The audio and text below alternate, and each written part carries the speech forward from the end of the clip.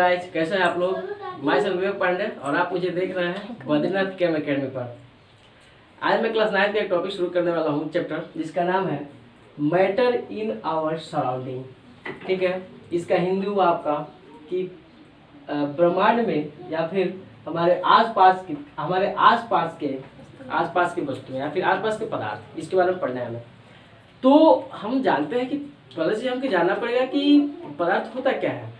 तो सिंपल सा इसका एक बहुत साधारण सा इसका हम लोग डिफिनेशन पढ़ते हैं, परिभाषा पढ़ते हैं कि पदार्थ वह वस्तु है जो जिसमें भार होता है, जो स्थान घेरती है। ठीक है, ये हमारा क्या कहलाता है, पदार्थ कहलाता है, जिसमें अपना निश्चित आयतन होता है, भार होता है और वो क्या करती है, स्थान घेरती है, वो पदार्थ कहलाता है। जैसे कि और इसको इसी के क्लासिफिकेशन के आधार पर पदार्थ को बांटा गया है 3 भागों में, जो कि बात कर रहा हूँ क्लासिफिकेशन ऑफ द मैटर का क्लासिफिकेशन क्या है, कितने टाइप से होते हैं। तो मैटर को मेनली 3 रूपों में क्लासिफाई किया गया है। फर्स्ट है सॉलिड, लिक्विड एंड उसके बाद से थर्ड है आपका गैस। देखिए सॉलिड के बारे में बात करते हैं तो सॉलिड जनरली यू नो कि दैट सॉलिड होता है क्या है कि जिस सॉलिड का क्या होता है कि इसके आकृति और आयतन दोनों निश्चित होते हैं। उसके बाद देखते हैं लिक्विड का आकृति तो निश्चित नहीं होती लेकिन आयतन इसका निश्चित होता है। अब आते हैं गैस पे। गैस की बात करते हैं तो गैस का आकृति और आयतन दोनों निश्चित नहीं होता, अर्थात इसको अगर जो कंप्रेस करके रखा जाए बहुत कम स्पेस पे तो उतने पर रह लेगा। अगर इसको थोड़ा सा रिलीज किया जाए, ज़्यादा इस पर सप्लाई करेगा, रूम में आ जाएगा, अपने रूम में सेपरेट हो जाएगा। जैसे कि आप इत्र देखते हो, इत्र लगाते हो, इत्र क्या है कि अंदर कंप्रेस है, वो अंदर पैक्ड है, लेकिन जब जो उसको स्प्रे किया जाता है वो बाहर आता है और उसका पूरा जो सुगंध है, गैस जो कहते हो आप लोग, वो पूरा रूम में फैल जाता है। जहाँ जहाँ भी जाते हो वहाँ उसका गैस फैल जाता है। ये आपका है गैस। अब गैस के बाद से हम आते हैं इन तीनों के difference between solid, liquid and gases. तो हमें बात करनी थी difference between solid, liquid and gases, इनके बीच का हमें देखना था। तो फिर हम देख रहे हैं कि जो प्रॉपर्टीज के एस्पेक्ट पे चलते हैं कि गुण क्या है इनका। तो गुण में देखते हैं कि शेप, गुण में पहला गुण है हमारा शेप। जो सॉलिड का शेप होता है वो फिक्स होता है, यानी कि वो चेंज नहीं होता है। लिक्विड का जो शेप है वो चेंज रहता है, मतलब विथ रिस्पेक्ट टू पॉट, यानी कि विथ रिस्पेक्ट टू इन्वायरमेंट, यानी कि जिस चीज में हम रखे हैं उसका आकृति क्या करते हैं, ग्रहण कर लेता है, तो ये चेंज हो जाता है, इसलिए क्रॉस कर दिया हमने। गैस का भी है, गैस का भी जो आपका है, ये भी जिस भी बर्तन में रखते हैं, मतलब जिस एनवायरमेंट में जाता है, ये भी अपनी आकृति को चेंज कर देता है।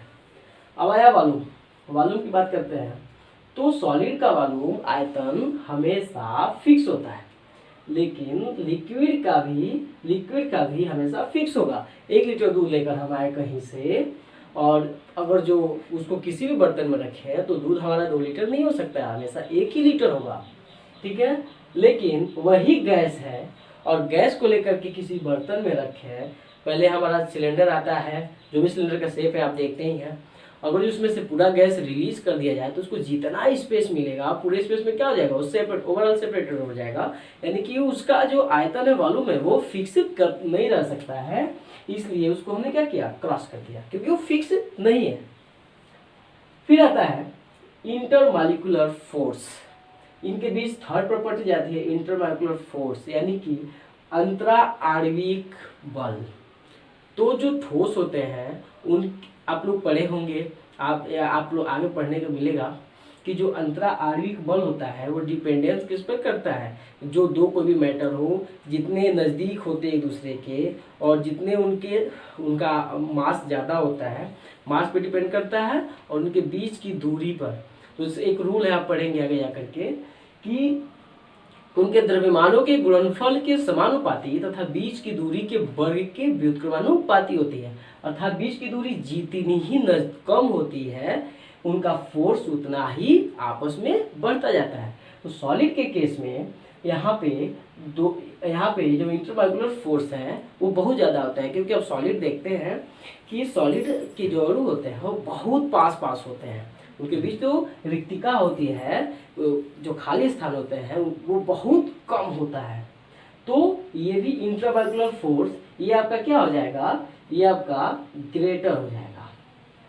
ठीक है, किसके रिस्पेक्ट में, लिक्विड के रिस्पेक्ट में यार, ठीक है। और फिर जो लिक्विड का है तो इनके जो अणु होते हैं थोड़ा दूर दूर होते हैं, तो बताया कि बीच की दूरी के वर्ग के व्युत्क्रमानुपाती होते हैं, बीच की दूरी बढ़ेगी तो फोर्स का मान घटेगा, तो फोर्स का मान घटता जाता है, यानी कि इस केस में और कम हो जाता है और इस केस में और कम हो जाता है।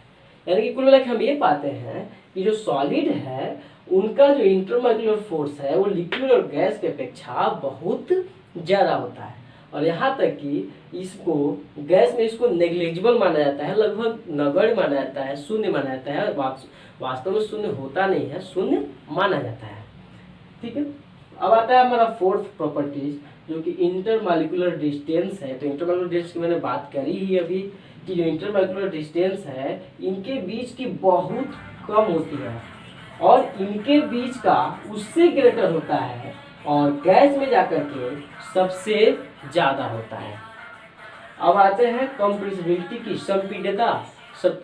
संपीडितता के बारे में बात करते हैं। तो संपीडितता जब हम चेक करते हैं किसी चीज़ की, संपीडितता आप जानते होंगे कि किसी भी चीज़ को क्या करते हैं, प्रेस करें, दबाएं तो क्या करें, उसका आयतन में कमी हो।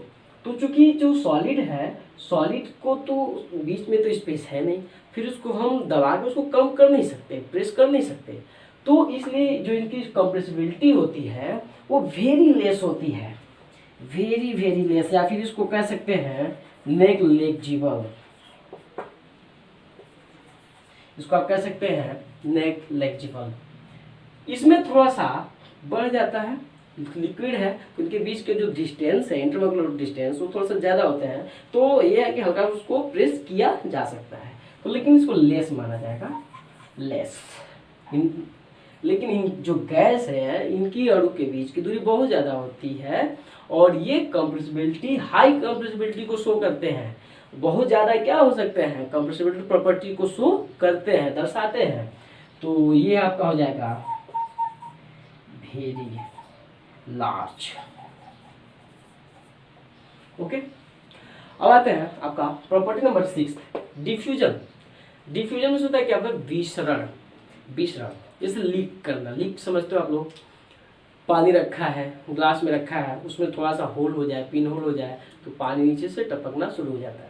ऐसे आप देखते हो जैसे एलपीजी हमारा गैस पूरा फुल है और हल्का सा नॉब उसका घुमा दिया जाता है तो उसको थोड़ा सा स्पेस मिल जाता है और रिलीज होना शुरू हो जाता है। तो यही बात रहा उसका, यही प्रॉपर्टी चेक करनी है डिफ्यूजन की।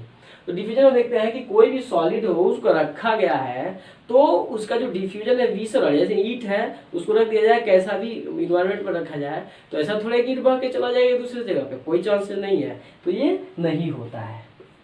इनमें डिफ्यूजन की प्रॉपर्टीज, इसको नेग्लिजिबल माना जाएगा, नहीं होता है, ठीक है। आगे आता है हमारा लिक्विड। लिक्विड है तो लिक्विड में डिफ्यूजन की प्रॉपर्टी पाई जाती है, क्योंकि अगर जो पानी है और इससे ये प्रॉपर्टीज ग्रेटर होती है, सॉलिड से ग्रेटर होती है और इससे गैस से ये प्रॉपर्टीज कम होती है। यानी कि अगर जो बाल्टी में पानी रखा है और उसके लेवल के नीचे, लेवल के ऊपर की बात नहीं करते हैं, लेवल के नीचे तक उसका अगर जो थोड़ा भी पिन होल हुआ, छिद्र हुआ तो पानी या फिर जो द्रव होगा वो रिलीज कर जाएगा, बह जाएगा, विसरण में आ जाएगा। लेकिन यही जो है गैस, उसमें तो कुछ नहीं देखना, उसका कहीं से भी ऊपर सरफेस, इनर सरफेस किधर भी से भी थोड़ा सा लीक हो गया तो बहुत तेजी के साथ रिलीज होता है। जैसे आप गुब्बारा देखते हो, गुब्बारा में थोड़ा सा रिलीज होता है तो इतना तेज निकलता है, गुब्बारा पर क्या होता है, फट जाता है। टायर का भी यही हाल है। तो इसमें जो है इसके डिफ्यूजन प्रोसेस, डिफ्यूजन प्रॉपर्टीज बहुत हाई होती है। तो ये रहा आपका difference between solid, liquid and gases. आपकी इसकी इतनी प्रॉपर्टीज हो गई, 6 प्रॉपर्टीज के बीच में इसका आपका डिफरेंस दिखाएगा। जैसे कि फर्स्ट है shape, volume, inter molecular force, inter molecular distance, compressibility and diffusion. So guys फटाफट इसका स्क्रीनशॉट ले लें और आगे इसका नोट्स रेडी करना है।